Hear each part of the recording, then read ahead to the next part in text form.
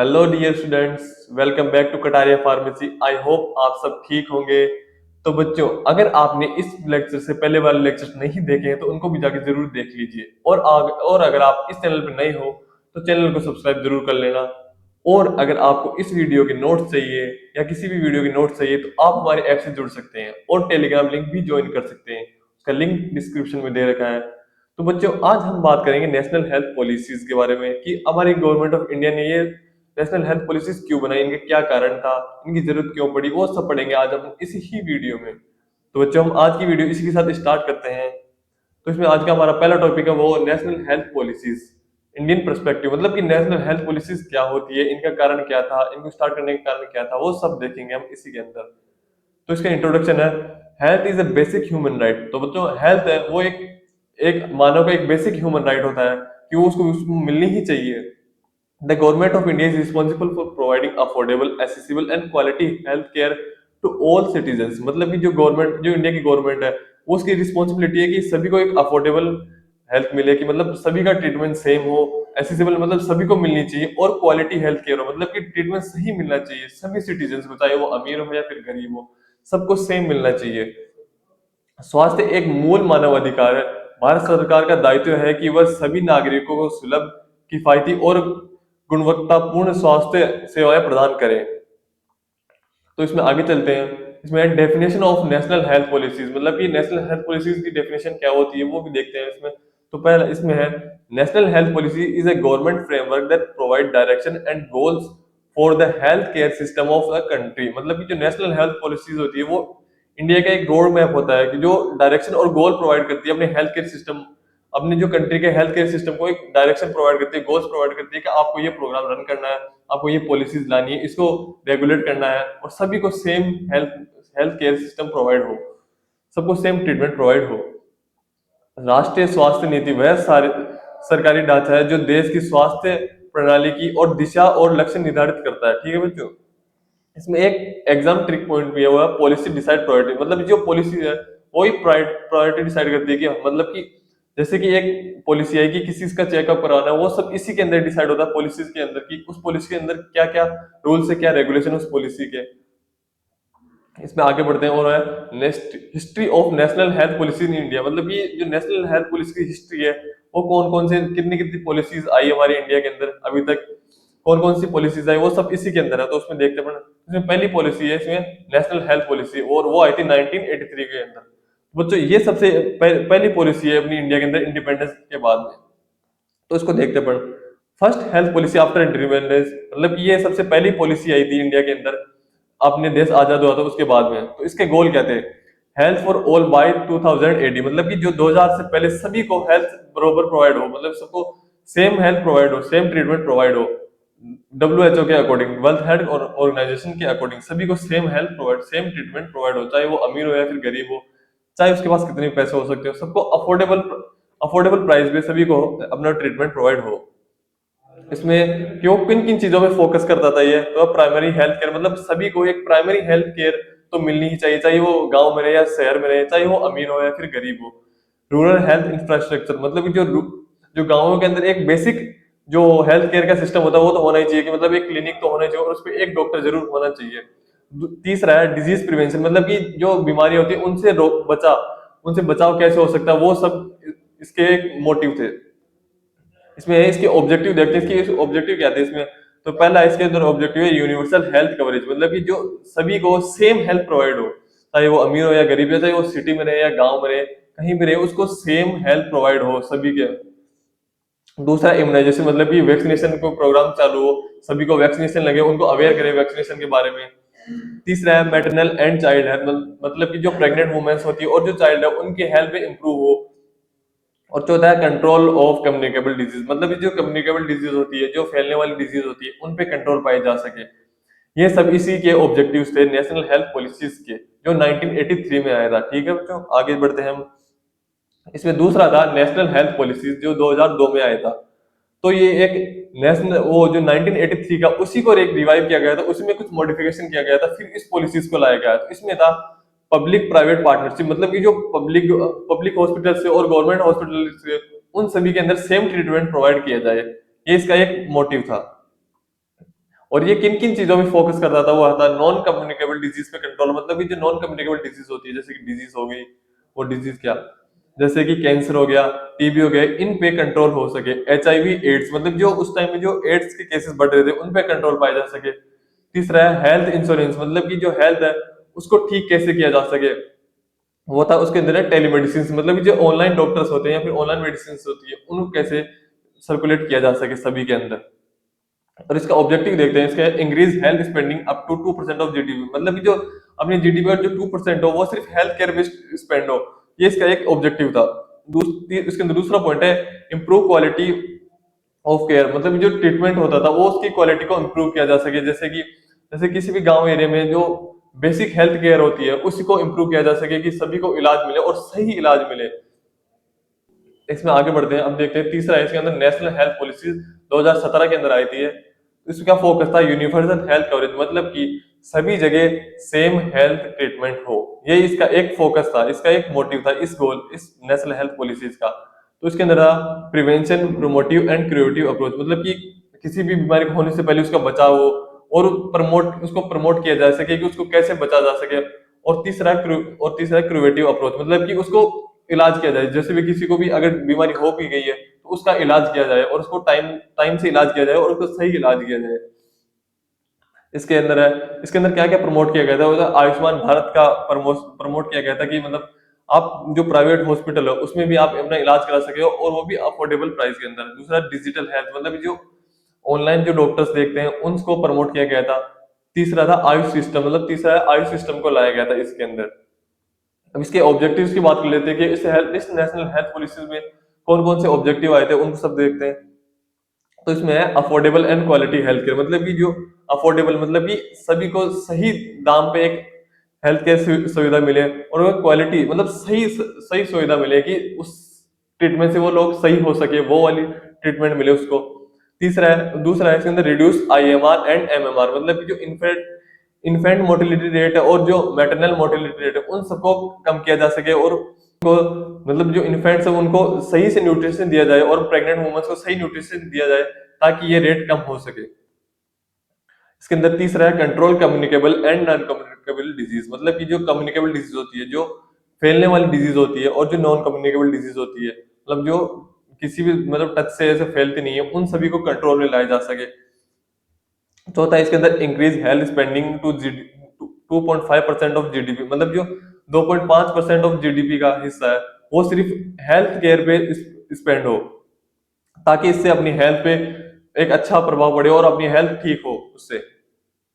इसमें पांच है promote make in India drugs end devices, मतलब कि जो इंडिया में ही बने वो वाले ड्रग्स और उन्हीं डिवाइसेस का यूज किया जा सके, वो एक इस नेशनल हेल्थ पॉलिसी का एक अहम हिस्सा था, मतलब इंपॉर्टेंट एक ऑब्जेक्टिव था इसका। इसके अंदर छठा है focus on clean water sanitation and nutrition, मतलब कि साफ पानी और साफ सफाई और न्यूट्रिशन पे फोकस रहे इस पॉलिसी का, ये इस पॉलिसीज के ऑब्जेक्टिव थे। इसमें आगे देखते हैं, और है public and private health system in India, मतलब कि पब्लिक और प्राइवेट हेल्थ सिस्टम है इंडिया के अंदर, उनके बारे में पढ़ते हैं, और नेशनल हेल्थ मिशन के बारे में भी देखेंगे इसमें आगे चलते। इसमें पहला है पब्लिक हेल्थ सिस्टम, मतलब गवर्नमेंट सेक्टर के अंदर कौन कौन से वो होते हैं वो देखते हैं अपन। तो इसमें पहला है पब्लिक हेल्थ सिस्टम, मतलब पब्लिक हेल्थ सिस्टम क्या होता है। The public health system is a healthcare system owned by, funded and operated by central and state government to provide free or low cost healthcare service to the population, especially the poor and rural communities। मतलब कि इसके अंदर ये है कि जो अपना public health sector है, जो अपना पब्लिक हेल्थ सिस्टम है, वो अपनी स्टेट गवर्नमेंट या फिर सेंट्रल गवर्नमेंट द्वारा चलाया जाता है, और इसके अंदर क्या है कि या तो फ्री हो या फिर कम कम प्राइस में जो दवाई हो वो सभी को प्रोवाइड की जा सके, स्पेशली जो लोग गरीब है या फिर जो गांव में रहते हैं उनको दी जा सके। ये इसका एक मेन पॉइंट था इस पब्लिक हेल्थ सिस्टम का। सार्वजनिक स्वास्थ्य प्रणाली वह स्वास्थ्य व्यवस्था है जिसके केंद्र एवं राज्य सरकार द्वारा संचालित एवं वित्त पोषित किया जाता है, जिसका उद्देश्य विशेष रूप से गरीब एवं ग्रामीण जनसंख्या को निःशुल्क या कम लागत पर स्वास्थ्य सेवाएं प्रदान करना होता है। ठीक है बच्चों, इसमें आगे बढ़ते हैं। तो इसमें structure of public health system, अब इसको मतलब इस पब्लिक हेल्थ सिस्टम का स्ट्रक्चर क्या था उसको समझते हैं, मतलब इसके अंदर कौन कौन से सेक्टर्स मिले हुए थे उन सभी के बारे में पढ़ते हैं। तो उसमें पहला था national level, manage by ministry of health and family welfare, मतलब जो मिनिस्ट्री ऑफ हेल्थ और फैमिली वेलफेयर के द्वारा ये नेशनल लेवल मैनेज किया जाता था। ये इसमें क्या होता था, एक तो ये पॉलिसी बनाता था, मतलब जो जो अलग अलग पॉलिसीज आती थी वो सब इसी के द्वारा बनाई जाती थी, और जो प्रोग्राम चलाए जाते थे पहले, जैसे कि कोई भी मलेरिया को चेकअप करने के लिए कोई भी प्रोग्राम हो गया वो, या वैक्सीनेशन प्रोग्राम्स हो गए, वो सब इसी के द्वारा चलाए जाते थे। अब इसके इसके अंदर एक इंपॉर्टेंट बॉडीज, मतलब कि कौन कौन से इंपॉर्टेंट वो थे जो इसको मैनेज करते थे, वो उनके बारे में पढ़ते हैं। पहला था इसके अंदर आईसीएमआर, जो कि सिर्फ रिसर्च करता था, जैसे कि कोविड वैक्सीन की रिसर्च भी इसी ने की थी। दूसरा था डीजीएसएस, जो एक टेक्निकल सपोर्ट प्रोवाइड कराता था नेशनल लेवल नेशनल लेवल पे पब्लिक हेल्थ सिस्टम को। तीसरा था एनएचएम, जो इम्प्लीमेंटेशन बैकबोन में, जो किसी कोई भी इम्प्लीमेंट करना था, मतलब कोई भी पॉलिसीज या फिर कोई भी प्रोग्राम हो उसको इम्प्लीमेंट करना था, तो वो सब इसी का काम था। इसमें एक एग्जांपल है, जैसे polio reduction programme planning Delhi से एग्जीक्यूशन पूरे इंडिया में, मतलब कि जो पोलियो रिडक्शन प्रोग्राम था, जो इसकी प्लानिंग दिल्ली में हुई थी, लेकिन इसका संचालन था वो पूरे इंडिया में हुआ था। वो एक इसी नेशनल हेल्थ पॉलिसीज के नेशनल लेवल का ही एक वो था एग्जांपल, और ये पब्लिक हेल्थ सिस्टम का एक पार्ट था। अब इसमें देखते हैं दूसरा है बी स्टेट लेवल पे, manage by state health department. ये एक स्टेट हेल्थ डिपार्टमेंट के द्वारा मैनेज किया जाता था, और इसके अंदर था all state has own director of health service, मतलब कि हर स्टेट के पास खुद का एक डायरेक्टर ऑफ हेल्थ सर्विस होता है जो इसी को रन करता है। और इसके एग्जांपल है in UP TB control programme is manage by state government, मतलब कि जो यूपी के अंदर है टीबी कंट्रोल प्रोग्राम है वो स्टेट गवर्नमेंट द्वारा ही मैनेज किया जाता है। इसमें कोई सेंट्रल गवर्नमेंट का कोई हाथ नहीं होता, सिर्फ वो स्टेट गवर्नमेंट के द्वारा ही चलाया जाता है। इसमें तीसरा है डिस्ट्रिक्ट लेवल, मतलब कि डिस्ट्रिक्ट लेवल पे कौन से हेल्थ केयर सिस्टम्स होते हैं और इनको कौन मैनेज करता है, वो सब इसी के अंदर है। तो उसमें है district health officer DHO is in charge, मतलब कि जो डिस्ट्रिक्ट हेल्थ ऑफिसर होता है वो इस यहाँ का इंचार्ज होता है। और इसके अंदर आते हैं पीएचएस आता है, सीएचएस आता है, और सब सेंट्रिक सुपरविजन, ये सब इसी के अंदर आते हैं। और इसके अंदर एक इंपॉर्टेंट पॉइंट है एग्जाम के लिए, वो है पॉलिसी दिल्ली से डिलीवरी स्टेट्स, मतलब कि जो पॉलिसीज होती है वो दिल्ली से आती है, और जो डिलीवरी होती है, मतलब कि इनका लागू होता है वो डिस्ट्रिक्ट लेवल पे होता है। तो इसके बाद हम अगले टॉपिक पे चलते हैं, वो है डी रूरल हेल्थ इंफ्रास्ट्रक्चर, मतलब कि रूरल एरिया पे कौन सा इंफ्रास्ट्रक्चर था। तो इसमें देखते हैं पहला लेवल पे सब सेंट्रिक, मतलब जो सबसे छोटा होता है उसके अंदर होते हैं, मतलब 500 लोग तो प्लेन एरिया में, अगर 500 लोगों की पॉपुलेशन हो तो वो प्लेन एरिया के अंदर उसको कवर करता था, और अगर हिल एरिया तो उसके अंदर 3000 लोगों की पॉपुलेशन को कवर करता था ये सब सेंट्रिक हेल्थ केयर सिस्टम। दूसरा है पीएचएस, मतलब कि प्राइमरी हेल्थ केयर सिस्टम, ये थोड़ा बड़ा होता है इस सब सेंट्रिक से, और इसके अंदर होता है कि 30,000 लोग तो अगर प्लेन एरिया के अंदर रह रहे हो तो उनको 30,000 लोगों को कवर करता था, और अगर हिली एरिया में रहते हो तो उनको 20,000 लोगों को कवर करता था ये पीएचएस।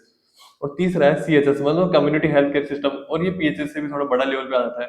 तो इसके अंदर है कि अगर लोग प्लेन एरिया में रह रहे हैं तो उसके अंदर 1,20,000 लोगों को ये कवर करता था, और अगर लोग हिली एरियाज में, अगर ये हिली एरियाज में है तो ये 80,000 लोगों को कवर करता था। तो अब देखते हैं इस पूरे जो पब्लिक हेल्थ केयर सिस्टम था, इसके पूरे के कौन कौन सी सर्विस प्रोवाइड होती है इसके अंदर। तो पहला है इसके अंदर इम्यूनाइजेशन, मतलब कि वैक्सीनेशन होता था इसके अंदर लोगों का, उन लोगों को अवेयर करते थे वैक्सीनेशन के बारे में, वैक्सीनेशन कैंप्स के बारे में। दूसरा है मदर एंड चाइल्ड हेल्थ, मतलब कि जो प्रेग्नेंट वुमेन होती थी और जो चाइल्ड होते उनके हेल्थ को इम्प्रूव करने के बारे में बताया जाता था, उनको अवेयर किया जाता था उनके सभी के बारे में। तीसरा है इसके अंदर फैमिली प्लानिंग, मतलब कि इसके अंदर फैमिली प्लानिंग के लेकर भी अवेयर किया जाता था लोगों को कि फैमिली प्लानिंग को कैसे मैनेज किया जा सके। तीसरा है डिजीज कंट्रोल, जैसे कि टीबी और मलेरिया, मतलब इसके अंदर डिजीज कंट्रोल को भी बताया गया था कि हम डिजीज से कैसे बच सकते हैं, उनको कैसे प्रिवेंट हो सकते हैं डिजीज से, उनको होने से पहले उनको कैसे बचा जा सके, और अगर हो भी जाए तो उनका इलाज कैसे कराए, कैसे जल्दी से ठीक हो सके। तीसरा और इसके अंदर लास्ट है हेल्थ एजुकेशन, मतलब कि लोगों को हेल्थ एजुकेशन देना, लोगों को हेल्थ के बारे में अवेयर करना, उनको हेल्थ के अच्छे और बुरे दोनों साइड इफेक्ट के बारे में बताना कि हेल्थ हमारी ठीक कैसे रह सकती है, वो सब बताना उसी के अंदर आता था। और इसके एडवांटेजेस देखते हैं, इन सभी पॉलिसीज के एडवांटेजेस देखते हैं, क्या क्या एडवांटेज इसके अंदर। फ्री और वेरी चीप, मतलब कि जो ड्रग्स और जो ट्रीटमेंट था उनको फ्री ऑफ कॉस्ट या फिर वेरी बहुत ही कम दामों में होना चाहिए था। दूसरा है प्रिवेंटिव केयर स्ट्रॉन्ग, मतलब कि जो बचाव था बीमारी से वो स्ट्रॉन्ग होना चाहिए था, मतलब सभी लोगों का प्रिवेंटिव केयर स्ट्रॉन्ग हो ताकि लोग कम से कम बीमार पड़े और कम से कम उनकी हेल्थ खराब हो। और तीसरा अंदर रूरल एंड पुअर फोकस, मतलब कि जो वो गाँव में रहते थे उन पे ज्यादा ध्यान दिया जा सके, और जो लोग गरीब थे उन पे ज्यादा फोकस मिल सके, उनको उनको ज्यादा फोकस मिल सके ताकि वो जल्दी से उनकी हेल्थ केयर इंप्रूव हो सके, उनकी हेल्थ इंप्रूव हो सके और उनको डिजीज का सही ट्रीटमेंट मिल सके और अफोर्डेबल प्राइस में ट्रीटमेंट मिल सके। और उसके अंदर और इसके लिमिटेशन देखते थे। अब इन सभी के अंदर इन सभी पॉलिसीज, इन सभी प्रोग्राम्स की लिमिटेशन देखते हैं कि क्या लिमिटेशन थी इस पब्लिक हेल्थ केयर सिस्टम की। उसमें था स्टाफ शॉर्टेज, मतलब कि लोग जो स्टाफ होते थे जैसे डॉक्टर्स हो गया, कंपाउंडर्स हो गया, नर्स हो गया, उनकी शॉर्टेज पड़ती थी, मतलब कि पड़ती है। दूसरा है ओवर क्राउडिंग, मतलब कि इसके अंदर अपने जो लोग हैं वो बहुत ज्यादा आ जाते हैं इसके अंदर, क्योंकि अपने पास स्टाफ की तो कमी है तो लोग तो ज्यादा होंगे ना। तो इसमें तीसरा है इंफ्रास्ट्रक्चर इशू, मतलब कि जैसे कि कई बार भीड़ भीड़ बढ़ जाती है। कोई भी प्रोग्राम से, नेशनल हेल्थ पॉलिसीज या फिर प्रोग्राम से कई बार भीड़ बढ़ जाए तो उनमें बेड्स की कमी आ जाती थी या फिर मशीन ठीक से काम नहीं करना। ये सब इंफ्रास्ट्रक्चर इशू होता है। तो इसके अंदर एक इंपॉर्टेंट पॉइंट है, public system is strong in reach but weak in resources, मतलब कि इसका मतलब होता है सीधा से, इसका सीधा सा मतलब कि पब्लिक सिस्टम हर जगह पहुंच तो जाता है पर उसके अंदर फैसिलिटीज कम होती है। तो तो बच्चों, आज का लेक्चर हम यहीं पे समाप्त करते हैं और मैं आशा करता हूँ कि आपको ये लेक्चर बहुत ही अच्छी तरह से समझ में आया होगा। और अगर आपको कुछ भी समझ में नहीं आया तो आप हमारे को कमेंट भी कर सकते हैं। और अगर आपको इस वीडियो के लेक्चर या इस वीडियो के लेक्चर नोट्स या फिर नोट्स चाहिए हो, हैंड रिटन नोट्स चाहिए, तो आप हमारे ऐप से भी डाउनलोड कर सकते हैं या फिर आप हमारे टेलीग्राम लिंक को भी ज्वाइन कर सकते हैं, तो उसका लिंक डिस्क्रिप्शन में दे दिया है। तो बच्चों, तब तक के लिए आप समझते रहिए और पढ़ते रहिए। Okay, bye.